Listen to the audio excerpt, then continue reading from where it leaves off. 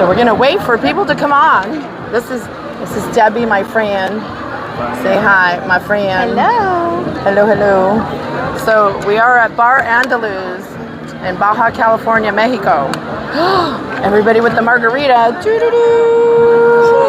The original margarita. There's a whole story. I think her name was Margarita, right?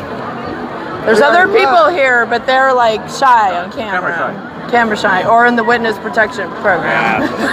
No, just kidding. No. He's like, yes.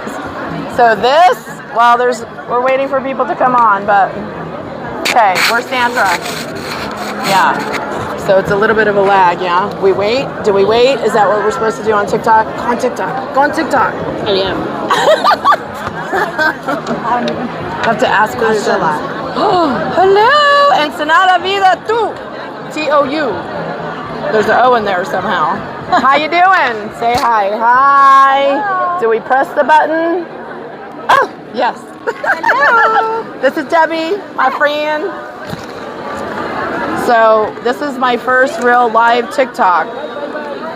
So I want to answer questions about why it's safe to live in Baja. So if you have questions, ask me in the comments. But we're going to wait for more people to show up. Are more people coming? On the TikTok. The TikTok. Like the Facebook. The Facebook. You feel safe. I swear we just started. I'm a little behind. Oh yeah, this is only drink number 1. Hi Armando, Alfonso, Heidi, Hello. Israel. Hello. We are at Bar Andaluz. This is my friend Debbie. Probably introduce her another 10 times while people come on. But we are at Bar Andaluz in Baja California, Mexico. Let me show you. See, there's the sign. So this is the home of the original Margaret. Say hi, say hi. The shy people who don't want to talk, but will say hi. We're not in the witness protection program. So it's a lot of locals, right? It's not a lot. It's a local, the local locals. The local. Locals and locals. The local locals. This is the crazy locals, right? See, she does want to participate. Yeah, okay, Anna. This is Anna. Hola. Say hola. Look, she was like, no, I don't. I say no, but now I say hola. Hola. So Have a margarita. So why we're talking? How long have you been living in Ensenada? Now we're really going to get into it. 2 years. 2 years. From where? Phoenix, Arizona. From Phoenix, Arizona. Oh yes, you were in the okay. Where it was really hot. Where it was really hot. It's always hot in Arizona. Are you kidding me? Yeah. It's always hot. Right. And 110 and above right now. but not here. And here I'm cold. I had to wear a hoodie or jacket every day and wear socks when I sleep because I'm cold. It's not Yes. 120 And degrees. also calzones because, I cannot sleep naked anymore. So it's too cold here to sleep naked. Yeah. So you come to Ensenada, be prepared, please. Yeah. Okay, bring Bring warm calzones clothing. Yeah. and bring socks. socks. Yeah, people think it's people think it's gonna be warm in It's Ensenada. not warm in Ensenada. Yeah. Here, 80 degrees, they think it's hot. Yes. Okay, they think it's too The hot. humidity is like 95. So No. now we're talking about the weather. But Yeah, but no, the thing. 80 degrees is the perfect weather. Yeah. Hello. I'm wearing a jacket on 80 degrees. So why do you feel safe in Baja? Because I don't go Wonderland. I stay in a safe place with friends. I don't go in areas that I don't know. Right. Like I'm you not wouldn't- adventurous. like I you like would- to go to places where tourism goes. That's a safe place.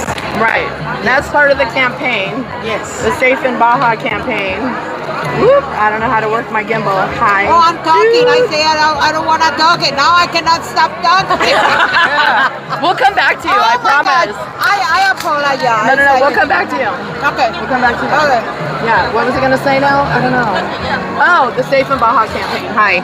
Okay. So hi, this is Debbie. Say hi, Debbie. Hello. So this is the campaign. Doo-doo-doo. No, I'm not selling anything. It's literally a safety campaign. Like I have a day job. But this is Debbie. Hi. So Debbie, hi. How are you? I'm great. How are And you? I'm good. And where did we meet? We met at Blues Against Hunger In La Salina. in La Salina, where I sang a couple songs for the event. I'm a singer, and I was looking for somewhere to sing because I came from a band when I moved here that I had to leave. So looking for other musicians and singers to keep singing because that's my jam. Yes, and there is a lot of music in Ensenada. Great. It's so great. Like music everywhere, right? Everywhere. You go into like the OXXO and somebody's jamming out. I love it. I love it. Do you think that people are happier in Mexico because of the music? Yes, and one thing I did notice, everybody's so friendly. That's one of the reasons I feel safe. I've never had a bad vibe. I've always felt safe. Everybody's so friendly and helpful. I don't speak much Spanish yet. I'm a work in progress, not much at all, but everybody's really helpful and I do my best and they accommodate. They try to help too. They're very patient. Very patient. But Ensenada is kind of known for being a slower paced city. Absolutely. I've learned Mexico time. That's what I was like, I'm like 5 minutes late. Yeah. And that's something I have to get used to. I'm so used to you have to be on time for everything. And I came from California, just over there in general, and I'm kind of digging the Mexico time because you don't have to worry. Yeah. Who cares if you're a few minutes late? I'm always stressed out that the other person's going to be upset that I'm late. And I have to remind myself like, okay, they're just waiting. They're waiting. I'm like, okay. You were on time today. I was trying to get here by 5:30, but it's 6:03. Yeah. Yeah, you can. That's on time. Only but doctor's appointments though, and like actual appointments, you do have to be on time for. It's just like events like this. Right, but if it's a party and you're on time, there's not going to be anybody there. Yeah. And sometimes it's annoying, like when they have bands and they said it starts at 8. It's never going to start at 8, ever. Like call and find out what time they're actually going to go on stage. Like Led Zeppelin's out of Bells this weekend, on Friday. Yeah. Are you going to go? No, it's a late one. I want to try. Oh He might yeah, not make that's Vegas time show. it. He falls asleep very easy. Take a nap. So at a Bells, Led Zeppelin tribute band Friday. I know that sounds great. Even Grace is going, and she's in like Where is she going? to the Led Zeppelin show at a Bells. Where's it at? You think Grace is At a going? Bells on Costero on the main boulevard. I'm gonna have to Uber there too. Oh yeah, you should always Uber because it's like Especially if 100 pesos and it's 10 minutes away, and you do not want to get you do just not want to do a checkpoint. Tell us, yeah, and the parking. Okay, what happened? Tell us. They wanted 5,000 pesos. Okay. I went to Okay, be tactful about this description you're on TikTok. Okay, I went to a quinceañera and we left the quinceañera around midnight. I was a designated driver, but I drank. I drank like a couple of palomas, and everything. But I was not drunk. And I have my husband and another friend in my car. And I came into a checkpoint and the police, he says immediately, well, I think you're drunk and you want to avoid the hassle and everything. You pay your ticket right now, right here, 5,000 pesos, he says. And then you go to your house, no problem. Vaya con Dios, he says. Take me to the police station. And then he says, but if you don't pay the 5,000 pesos, guess what? If you don't pass the test, we're gonna pick up your car. You have to pay for the towing truck. You have to pay the fine. So he gave me a list of all the things that will happen if I don't pay the 5,000 pesos to him. And I said, no, I wanna go and do the test. I knew that I will pass because I was not drunk. And he says, well, let me remind you, he told me the same thing like 5 times we were walking and everything. So here I go and everything, and I did pass. I did pass. I didn't pay not even 1 penny. I did pass. I refuse. Yes. So just be aware of what happened.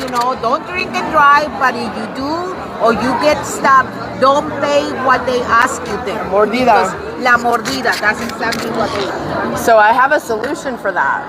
I'm gonna plug a service right now. I'm wrapping back around. Okay, so there's actually a service in Mexico. It's called Mex Legal. It's $99 for 2 hours of service, and I've been in the legal field for 30 years. I met the owner, I vetted the app out, I bought the app. You can download it and check it out for free. But literally, if you get stopped like that, you press a button and within 30 seconds, I watch the app happen. There's a bank of lawyers that are on call to pick up 24/7. They pick up the phone and you're like, here, talk to my lawyer. Because they're gonna give up on the mordida. It cuts, because it's not only about that, it's about cutting the mordida down. There's like a broader implication of this app where you're gonna cut down on this, foolishness, right? So, and it's insurance, and it's a reasonable price, but they also do other things, like if you got caught up in the border, or you need somebody to review a lease, like they do non-urgent services also. That's great. That are included. And if you use up the 2 hours, God forbid you use the 2 hours, you're not getting stopped that much, hopefully. Right? Then, you can buy another 2 hours or whatever. But it's a great app. It's insurance. Rosarito's had a lot of problems with the cops. That recently Uber finally got implemented there. But the taxis, this is controlled by the you-know-who, right? So that's been a problem in Rosarito. Oh. They fired half of the police in Rosarito. They tested them and were like, boop, you're out.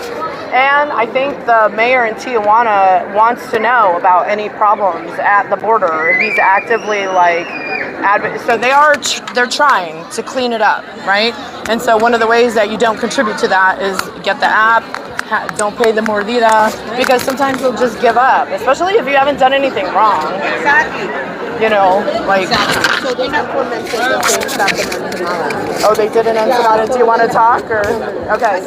Well, just talk. She doesn't want to be on camera, but she's going to explain it. So they actually implemented it in Ensenada too. So a lot of the police officers here, they can't have interrelations with each other. So they're not going to hire a new police officer if somebody within the force knows them. And so, yeah, they're definitely trying to crack down on mordidas coming in and corruption within the Ensenada police force, in addition to giving us miniature police cars. Yeah. Wee.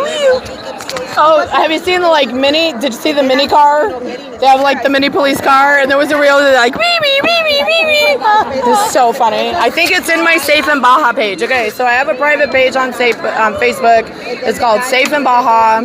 Basically, I'm trying to centralize information and just also to prevent gentrification. Educate people about living here. And I still haven't learned enough Spanish. It's going to be embarrassing in a minute, but people in Baja are very patient, and there's 2 cruise ships that come a day. There's what? Now they're going to do maybe an airport.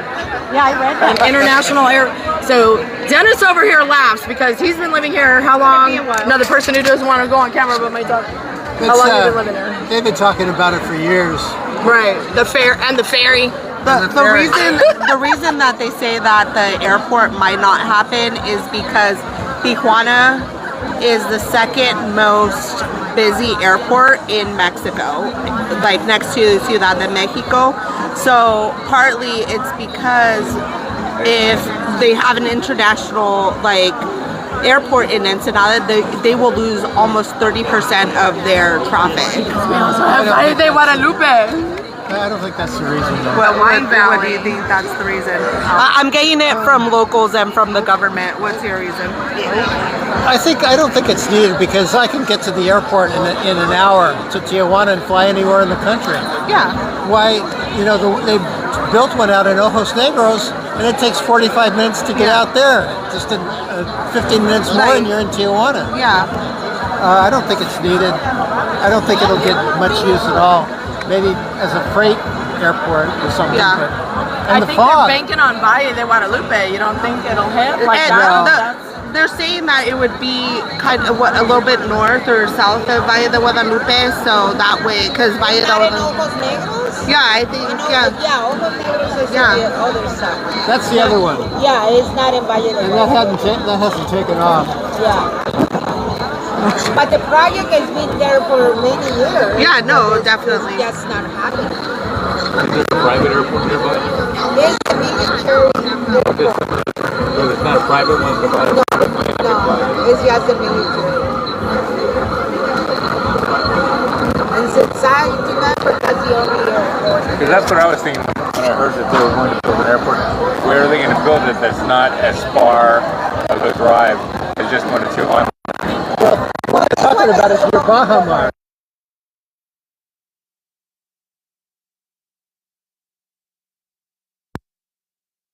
At the time, so it's not a good So place. that's not Ensenada, it's Rosarito. Pretty much. Almost, yeah. But still, that's way more convenient than Then Tijuana. you're all the way to Tijuana. It's I just grew up in the San traffic. Diego. They're talking about moving the airport all my life. You know, they never do. Well, we're past the 30 minutes. That's like the guy who says the Which world thing? will end tomorrow. All One right. day he'll be right. So, So one day, maybe 20, 30, 40 years from now, they so, might everybody. be- Woo, we're trying to flip it around. I don't have control. Woo, we're trying to flip it around. I don't have control of my gimbal yet. All right, so maybe we'll do this live. I don't know, every Wednesday for margaritas or different locations. What do you think? Somewhere else that has margaritas or other things. What do you think? Yeah? You have any last words? Oh, You have any last words? Any last words, Anna? Another experience. The other day we came. We used the ABC bus, at the new terminal, and the taxi once charged us 200 pesos for the ride because I didn't have signal at my phone to call the Uber. So we walked a couple of blocks so I can get signal, and the Uber charged me 85 pesos, and the taxi 200 pesos. Oh, the taxi driver did not bring my phone back. Oh. We'll talk about that on the next slide. Be aware of the taxis. Taxis, don't trust them. As Jenna says here, the saga of Noelle losing her phone every year, once a year. What's new? This is how I'm able to give really good advice because I've done it like 10 times already. What's new, Noel? That'll be on the next slide. What I do. How to get your shit back in Mexico or not, and hopefully you have insurance. So Mex Legal app, if you don't have it, you should get it. You can also buy like a 5-day pass if you're only going to be here for a little while, like the Baja, because they were at the Baja 500, the Baja 1000, the Score International stuff. So the Baja people will buy it. You just want to have like access to a lawyer. It's a freaking, and I had been looking for this thing for like ever and ever and ever, because Safe in Baja is about consolidating information and making referrals, but I'm not doing the thing. Like I have a day job. I have other, I don't even know how to monetize this thing, whatever. But this app is like, everybody needs this app. So that's my last word, I guess. Hasta la vista. Bye. Hasta la vista. We're gonna drink our margaritas now. Where's Sandra? Did Sandra ever come? Where did she go? I can't even find Sandra. Okay, Sandra, we're gonna have to figure out next time because I know you're still watching, but I don't know where you are. Okay, love you. Oh, and this is the campaign. Almost forgot. So join us on Facebook. Okay, bye. Bye. Because I got a drink now.